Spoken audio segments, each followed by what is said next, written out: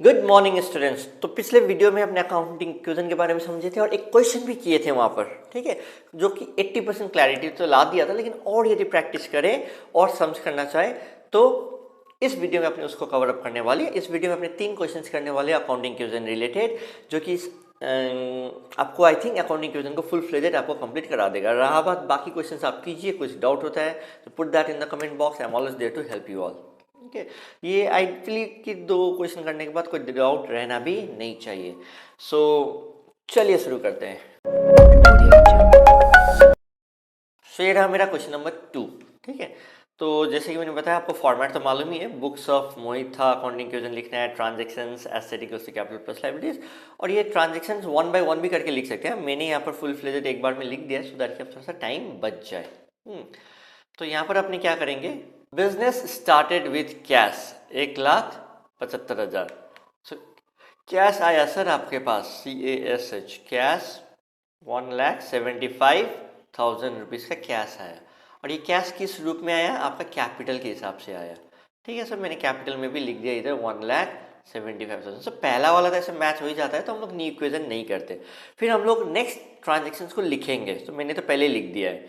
तो next transaction क्या है आपका, purchase goods from Rohit. Rohit एक नाम दिया है ना, इसका नाम देने के कारण ऑब्जेक्टिव क्या है कि कैश में नहीं खरीदा है, ये क्रेडिट ट्रांजेक्शन है, इसीलिए नाम दिया है कि खाता में इसका नाम चढ़ाना चाहते हैं हम।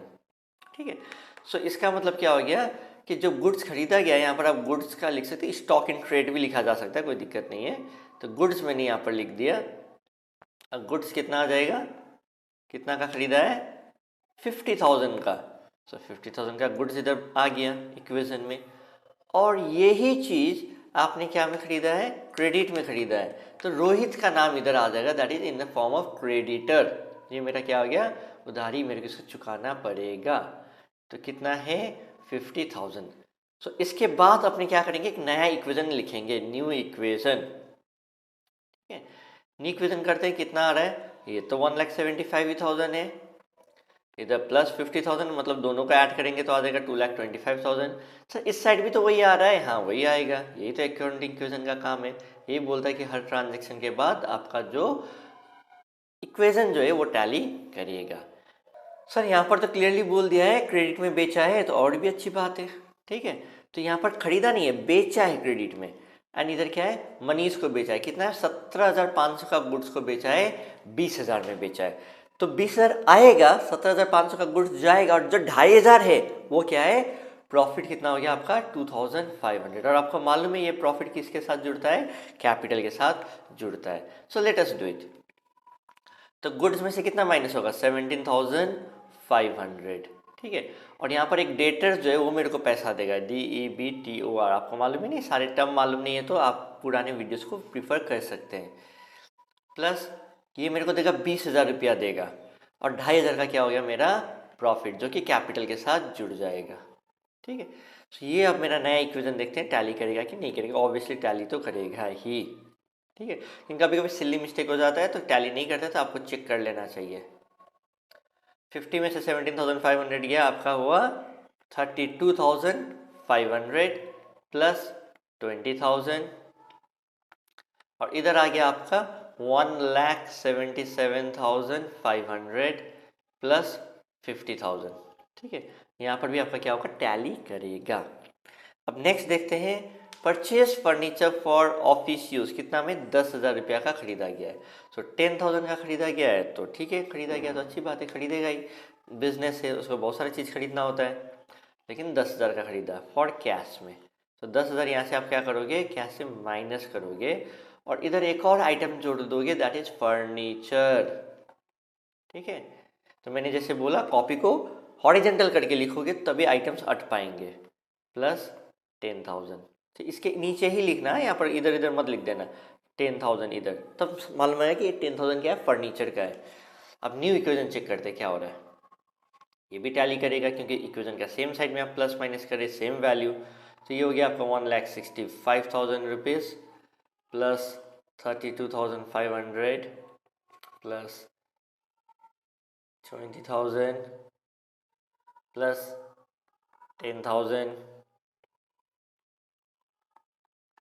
1,77,500 प्लस 50,000। सर और भी कुछ ट्रांजेक्शन्स दिए हुए हैं, let us see. Cash paid to Rohit in full and final settlement. Rohit को फुल एंड फाइनल सेटलमेंट में पेमेंट कर दिया गया 48,500। देना है कितना था 50,000। फिर यह देते समय भी कितना हो गया, प्रॉफिट हो गया। डिस्काउंट रिसीव्ड हो गया, डिस्काउंट रिसीव्ड। डिस्काउंट रिसीव्ड क्या है, ये इनकम है। मेरे को डिस्काउंट रिसीव्ड हुआ, इनकम कितना का हुआ 1,500। ये जो 1,500 जो इनकम है ना, ये कहाँ जुड़ जाएगा आपका कैपिटल के साथ, ठीक है।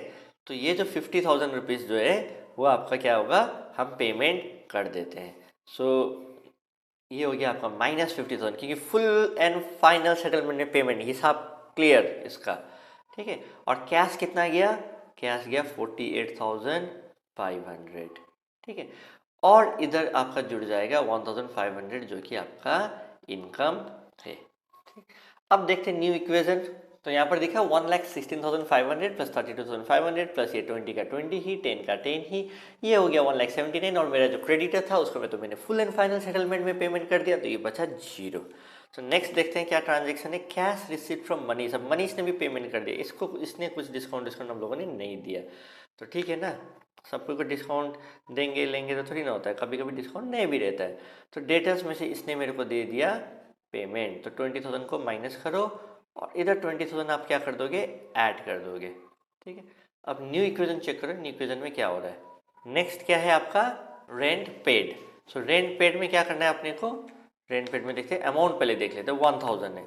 सो रेंट पेड तो कैश इधर आपका कर दो 1,000 माइनस, और कैपिटल में से भी आप क्या कर दो 1,000 माइनस। न्यू इक्वेशन क्या हुआ देखते हैं। न्यू इक्वेशन जो है इधर हो गया 1,78,000। ये तो 0 का 0 ही, नहीं लिखने से भी चलता है। I think the final one क्या है, दैट इज ड्राइंग्स। तो मैंने जानबूझ के क्वेश्चन लिया जाके आपका ड्राइंग्स भी इन्वॉल्व हो जाए और ये फुल एंड फाइनल सेटलमेंट वाला जो एस्पेक्ट है वो भी इन्वॉल्व हो जाए। So cash withdrawn for personal use. Personal use का मतलब क्या होता है, ड्राइंग्स होता है। ड्राइंग्स मतलब कैपिटल से माइनस होता है, ठीक है। तो यहाँ पर क्या करते हैं, अपने टाइम टू टाइम दरकार पड़ता है, मैंने पहले भी बोला था, वो लोग निकालते रहते हैं पैसा। कितना है 3,000।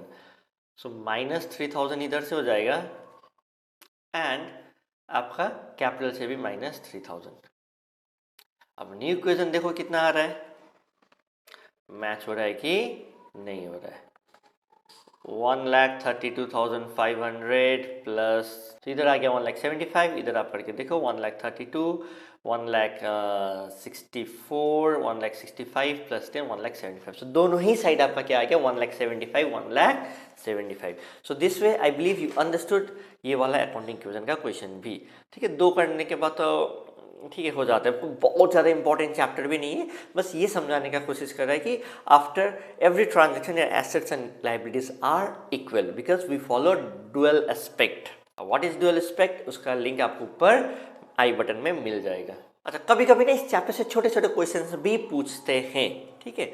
तो छोटे छोटे क्वेश्चन कभी कभी पूछ दिया, स्पेशली आजकल तो एमसीक्यू का चलन चल रहा है, तो उस केसेस में अपने को क्या करना है, उस केसेस में देखो अपने को क्या करना है। यहाँ पर जैसे ऐसा क्वेश्चन पूछ दिया, if capital of the business is 1,20,000, which capital of the business is 1,20,000, बाहरी लाइबिलिटीज को कितना कहना है 20,000 रुपया देना है, ठीक है। तो टोटल लाइबिलिटी कितना हो गया एक हिसाब से देखो तो 1,20,000 प्लस 20, 1,40,000 का टोटल लाइबिलिटीज हो गया। तो अपने ना वो अकाउंटिंग इक्वेशन का कंसेप्ट से कुछ क्वेश्चन बन सकता है, तो वही हम लोग कर लेते हैं। तो यहाँ पर सोल्यूशन, ठीक है। तो इस पर टोटल लाइबिलिटीज कितना आ गया, total liabilities obviously we know capital plus outside liabilities, capital plus outside liabilities, ठीक है। outside liabilities कितना हो गया आपका, दोनों मिलाएंगे तो आपका आ गया 1,40,000,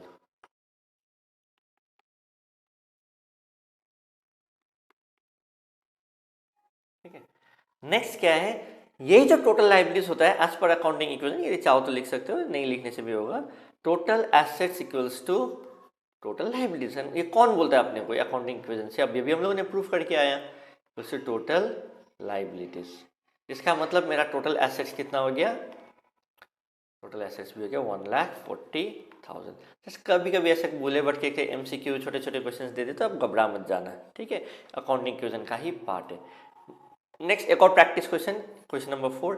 ए कमेंस्ड हिज क्लोथ बिजनेस, ए ने कपड़ा का दुकान स्टार्ट किया on 1st April 2011 with a capital of rupees 3 lakh on 31st March 2012, मतलब ये एक साल के बाद, मतलब ये दो टाइप के कैपिटल हो गए। ये ओपनिंग कैपिटल कितना हो गया आपका, ओपनिंग कैपिटल स्टार्टिंग का कैपिटल कितना हो गया रुपीज 3 लाख।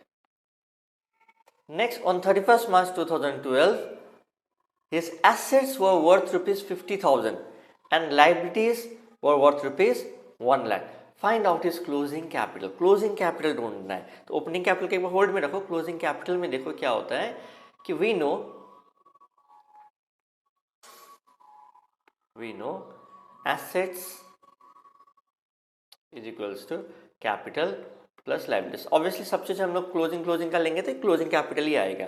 तो क्लोजिंग एसेट्स कितना है 5 लाख रुपीज, ठीक है। और क्या क्लोजिंग कैपिटल दिया नहीं, यहाँ पर हम चाहे तो क्लोजिंग कैपिटल क्लोजिंग एसेट्स भी लिख सकते हैं, लेकिन उतना दरकार नहीं है, ठीक है। सो यहाँ पर क्लोजिंग कैपिटल अपना कितना आ गया, ये दो कैपिटल आ गया, तो इसलिए अपने ओपनिंग क्लोजिंग आ रहा है 1 लाख। इसका मतलब क्लोजिंग कैपिटल हो गया आपका 4 लाख रुपीज। कैसे 5 लाख माइनस 1 लाख करके 4 लाख आ गया। अब बोलना चाह रहा है क्लोजिंग कैपिटल तो आपने ढूंढ लिया एंड प्रॉफिट, और एक्चुअल सेंस में प्रॉफिट क्या होता है। देखो ओपनिंग कैपिटल होता है, बहुत सारे प्रॉफिट्स होते हैं, उसके बाद आपका आता है क्लोजिंग कैपिटल आता है। तो इसका मतलब क्या हुआ sir, profit is nothing but in simple language with the given information अभी के हिसाब से closing capital minus opening capital, closing cap minus opening cap, यदि कुछ ज़्यादा इन्फॉर्मेशन नहीं दिया रहे तो यही मेरा प्रॉफिट है। ड्राइंग्स एडिशनल कैपिटल ये सब चीज़ ना दिए रहे तो इधर क्या इतना आ गया 4 लाख माइनस 3 लाख, ठीक है। सो इधर आ गया rupees 1 lakh. So this is my profit, this is my closing capital. So I believe आपको ये सारे जो वीडियोस के जो कंटेंट थे, ये जो 3 क्वेश्चन थे वो भी समझ में आया। मैंने काफ़ी सारे यहाँ पर जो है कलरफुल पेन करके यूज़ करने का कोशिश किया कि आपको समझ में आ जाए कि कैसे कैसे लिखना है, okay. And you people are liking the video, please do like comment share and subscribe, तब ना मेरे को मोटिवेशन मिलेगा और वीडियोज़ बनाते रहने के लिए, ठीक है। So bye bye, take care, see you, love you all.